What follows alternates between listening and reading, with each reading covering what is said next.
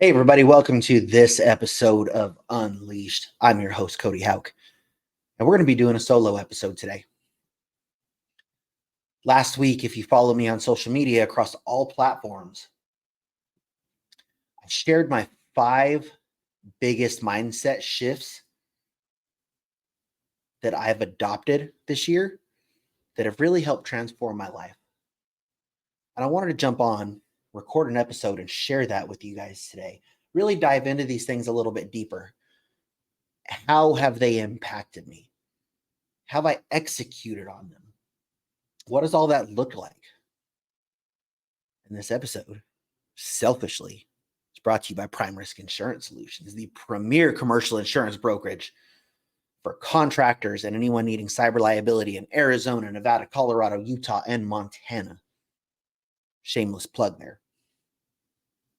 But we're going to dive right into this. Mindset shift number 1 that I shared last week. And this one ruffles some feathers from time to time, but it's just money. You can always make more. I talked about this in depth with a few other people. I had a conversation with one of my clients earlier today. He just got back from a trip to Europe. Asked him how the trip was. He said, man, it was fucking awesome. He said, I spent a lot more money than I should have, but man, it was fucking awesome. And that's where the conversation went. It's just money. You can always make more. People live their whole life waiting for retirement, waiting to enjoy their life until they're 65, 66, 70, 75 years old. Honestly, I struggle with this with my dad sometimes. He's going through some stuff right now, some health things. I don't understand why people wait till late in life to enjoy the fruits of their labor. You may not make it there. Hell, you could get to that point where you had all these trips planned for retirement. You break a leg and now you can't walk or go on the hike or go on the trip or really enjoy yourself the way that you wanted to, or you could have when you were younger. And they say be disciplined now so you can enjoy it later. Later may not come. Go take the trip now. Spend the money now. You can always make more. There's an abundance of money out there to be made. Believe it or not. You can work harder. You can start that side hustle. You can push that side hustle more. You can do your neighbor's freaking yard work if you have to. But that's from the pleasure side. Let's talk about the business side, because this is where it's impacted me the most, is in my business and what I invest my money and my time in and my resources. People here invest back in the business, invest back in the business, invest back in the business. A lot of people don't do that. They hold on to every penny they make, worried about tough times might come. Or how am I going to make that back? If you are investing in the right things, the ROI that you get on things you invest in your business are tremendous. The things that I invest in, my personal development, in leadership, and learning how to be a better agency owner, sponsorships, getting myself on stage, promoting my brand, promoting my personal brand, and learning how to do that. Every dollar that I've spent in that, I can truly calculate I'm at about a 6x return on every dollar that I've spent into coaching, promoting my business, branding, advertising, etc. this year. Hell, I'm just about to cut another big fat check for someone else to start handling all of our SEO and a lot of our online marketing for the agency. Super, super excited to do that. Not cheap. And I know that we're not going to see an immediate 30-day, 60-day, even 90-day ROI on that. But I know long-term, man, is that going to pay off. And guess what? If it doesn't, it's just money. Can always make more. Can always go get 2, 3, 4 more clients to cover that cost. But you have to start this shift of, one, it's just money. You can always make more. But start looking at these things through a lens, especially when it comes to your business, of Stop looking at it like, how much is this going to cost me? And look at it in a way of, how much can this make me? Mindset shift number 2. Focus on daily activities that lead to your goal, not the goal itself. I'm going to try to talk about all of these from a personal perspective as well as a business perspective. Looking at a goal can be daunting and can make that goal seem impossible. I've talked about this on numerous podcasts on different stages, that one of my business coaches told me last year I needed to lose a shit ton of weight, or else people weren't going to trust me. He wasn't going to refer anyone to me because people weren't going to trust me if I couldn't take care of their business, if I couldn't take care of myself. Well, when I looked at that, I said, okay, what does that look like? I was 90 pounds away from what I thought was my best self. Junior year, senior year of high school, I was down hovering around 200, 205 pounds. I was pushing 300 pounds at the time. And I thought, man, that getting back there is impossible. Can't do it. There's just no way. But a switch flipped. If I just do the things that I need to do to be healthier every day, that will compound. If I just don't eat bullshit, stay off the cookies and the ice cream and the bread and all the crap that I just didn't care that I had been eating. If I go to the gym or do some form of exercise every day, just make a little bit of progress at a time. And what did that do? It started to chip away at the weight, right? Got down 10 pounds, got down 15 pounds, got down 20 pounds, then started going to the gym and started lifting heavy and doing it 4, 5, 6 days a week. And then the scale didn't tell me as much anymore, right? Because now I'm replacing fat with muscle, and muscle's heavier than fat. But I kept on and kept on, and I didn't let that discourage me. I kept doing the activity that I needed to do every day to become that healthier person. And now, what's it been? 15 months later, I'm down 50 pounds, but I've actually lost close to 80 pounds of fat. And I've put on 30 pounds of muscle. And no, I'm not anywhere near that 200 mark right now. I'm hovering around 245, 250, depending on the day. But I'm a completely different person than I was 14 months ago. And if I don't get down to 200 pounds, I'm okay with that. I'm, if I live the rest of my life how I am right now, not ideal, but hell, it's a hell of a lot better than pushing 300 pounds. Now, what does that look like from a business perspective? On the business side, you set a revenue goal every month, right? I want to do $100,000 in sales this month. Well, right now you're at zero. The difference between 0 and 100, depending on your industry and your average ticket, can be quite a bit.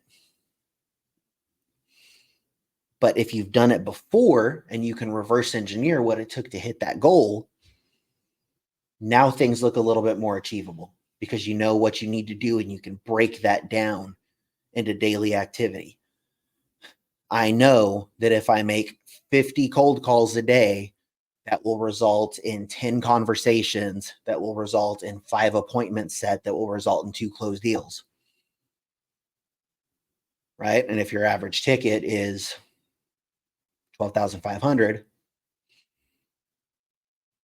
that'll get you to that $100,000 monthly revenue goal. So start to look at the activity that it takes to generate the results and focus on that activity and not so much the result itself.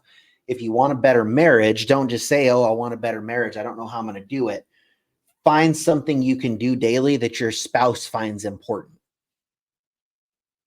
Do the damn dishes, guys. Make the bed. Take your kids to school. Hell, when your wife comes home from work, have some flowers sitting on the damn counter for her. Do something daily to make your spouse feel important and that you still value the relationship that you're in with them. Because we can go on overdrive in our marriages, and that's when shit starts to go south.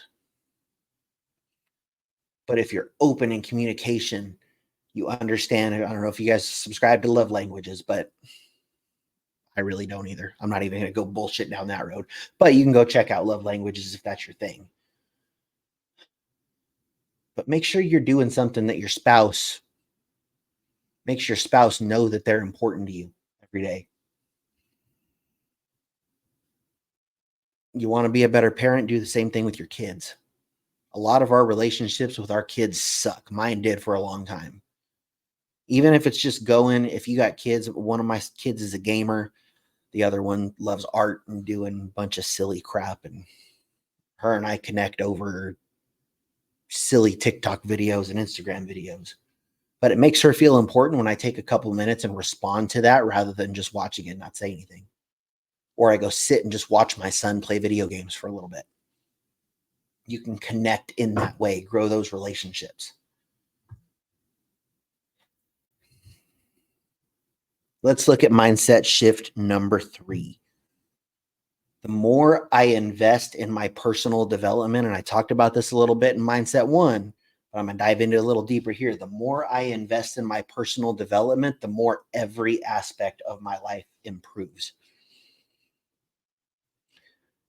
And it's not so much just going and sitting and listening to some guru talk for 4, 6, 8 hours, whatever the hell it might be. It's getting into rooms where your dreams are other people's reality. You hear it all the time. You're the sum of the 5 people that you spend the most time with. Look around in your life. The people who are in your circle, probably in the same situation you are. Financially, the health of their marriage, their relationship with their kids, the type of cars you guys drive, the kind of house you have. The 5 people that you spend the most time with probably look very similar to your situation. And if you're trying to get out of that situation, achieve the next level of life, your circle's going to have to change. Or those people are going to have to elevate with you. But if they won't do that, you're going to have to leave behind. And that's okay. You can continue the friendship and let them know, hey, I love you guys. I'm just on a different journey right now. But when you elevate the people you spend time with in your circle and you get in those rooms where your dreams are other people's realities, you start to see what it takes to get there, and you start to believe that you can get there. Someone in that room has the business that you want, and they'll help you get there. Someone in that room has the marriage that you desire to have. Someone in that room has the body that you want, has been where you are, and knows how to get healthier. When you get in that room, act like you belong there. Be bold and have conversations with those people. Don't just be a fly on the wall in the back of the room hiding. Go out, shake hands, be bold, ask people how they did it, get their story, build friendships. Because I'll tell you this, I've been in rooms that I probably didn't fucking belong in at all. But now when I walk into those rooms, everyone knows who I am. They come up, they shake my hand. We have great conversations. You've heard it said, very cliche, your network is your net worth. The more hands you shake, the more money you make. Brad Lee says that. Those rooms aren't going to be free. I'll tell you this right now. People who are living that life don't go into rooms that are free. You're going to spend more money than you want to spend to get in those rooms. But I promise you, you do it 1, 2, 3 times and you really invest in it. Just watch what happens. Watch what happens to your dreams, your aspirations, your bank account, your relationship.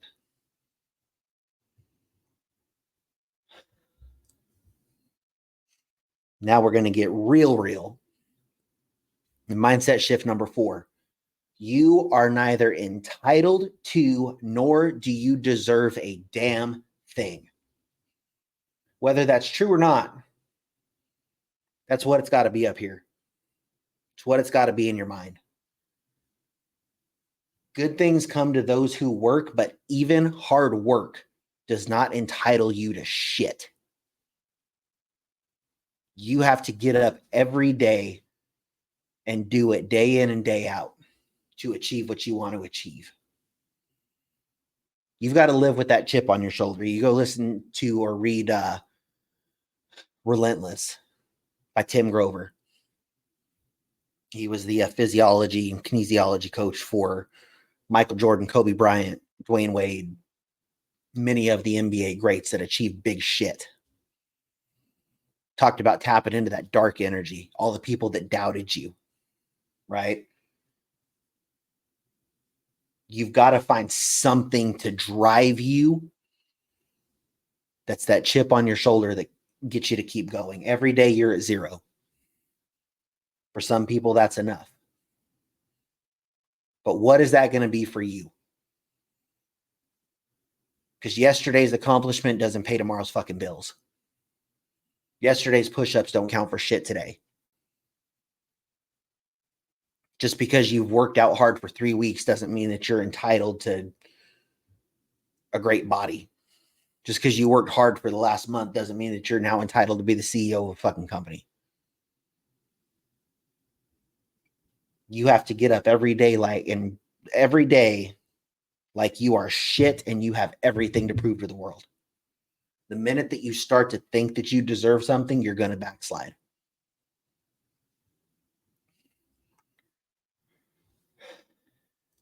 And lastly, this can be controversial too, especially to my wife, because she's a very emotional person.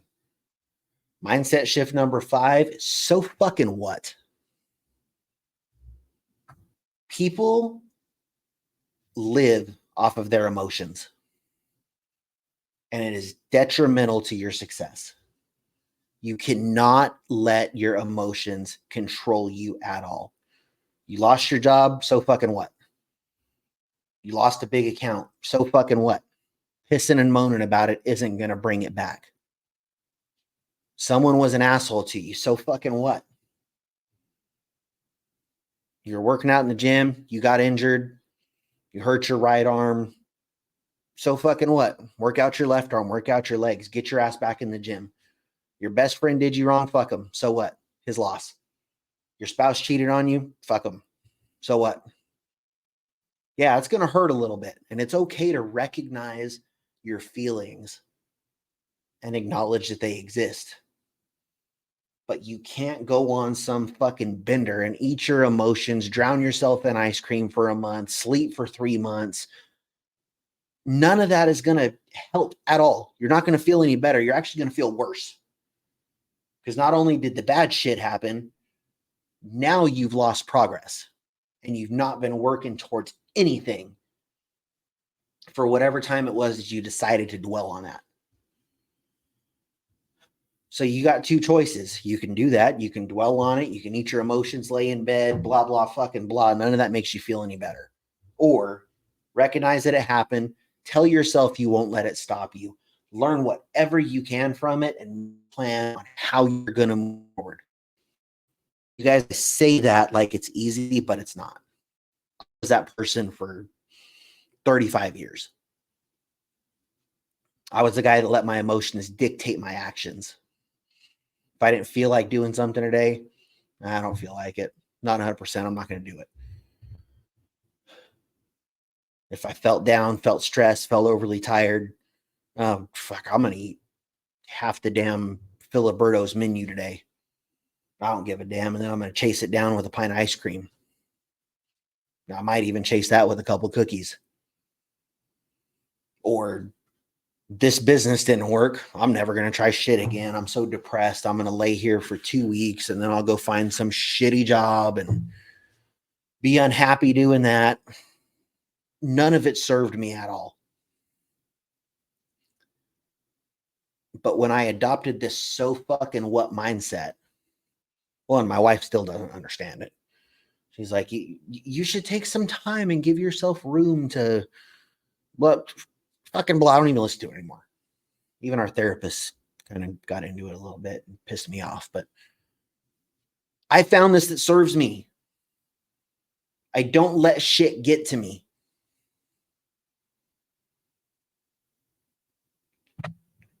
And I'm telling you to do the same. Don't let this shit get to you. Recognize that it happened and move forward. Just dwelling on it doesn't do shit. So that's what I've got. Those are my 5 mindset shifts. I might share some bonus ones over the next few days on social media. I might jump back on here and do a part 2 because there's been a lot more than this that has happened. But these were the big 5 that I shared last week. So take those. If you're listening to this on the day it drops on Friday, think about it over the weekend. Spend some time in thought and prayer, meditation, whatever the hell your thing is. Figure out how you can apply these in your life. Go out and be great.